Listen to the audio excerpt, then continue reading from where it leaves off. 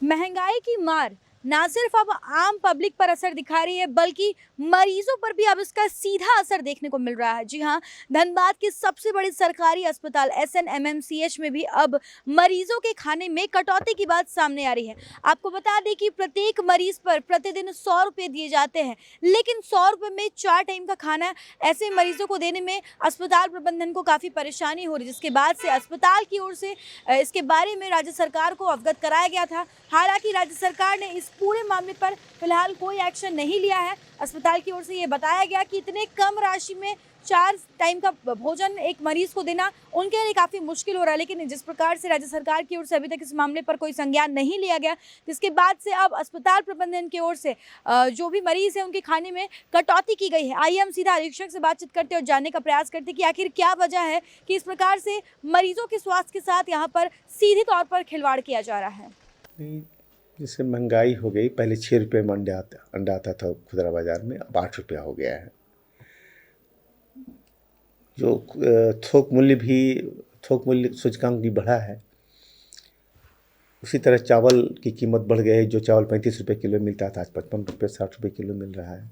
आटे की कीमत बढ़ गई है, सब्जी की कीमतें बढ़ गई है, फलों की कीमतें बढ़ गई, सब्जियों की कीमत बढ़ गई है, तेल की कीमत बहुत ज़्यादा बढ़ गई। जो दाल 80 रुपये 90 रुपये किलो मिलता था 150 पौने 200 रुपये किलो मिल रहा है। तो असर तो संवेदक पर भी पड़ता है। 100 रुपया प्रतिदिन भर्ती रोगी के लिए भोजन के नाम पर आवंटन है, जिसमें 4 वक्त भोजन दें। सुबह जलपान देते हैं, दोपहर में भोजन, शाम को चाय बिस्किट और रात में भोजन मिलता है। तो आप इस तरह से देखिए तो बमुश्किल 25 रुपये हर बार का होता है। तो इस महंगाई में कोई भी देना संभव नहीं है, तब भोजन में कुछ तो कटौती करनी पड़ी है हम लोगों को।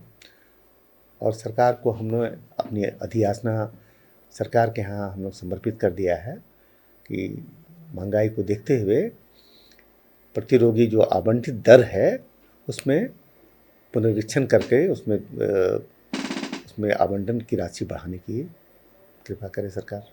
क्या लगता है सर कि कब तक इस पर एक्शन लिया जाएगा या फिर मरीज को इन परेशानियों का सामना भी लगातार करना है? नहीं, वो देखना मेरा काम नहीं। मेरा काम सरकार को सच्चाई से अवगत करना है और मांग सरकार के सामने प्रस्तुत कर देना है। सरकार इस पर विचार करेगी, हमेशा विचार करती है, इस बार भी करेगी। हम तो उम्मीद करते हैं।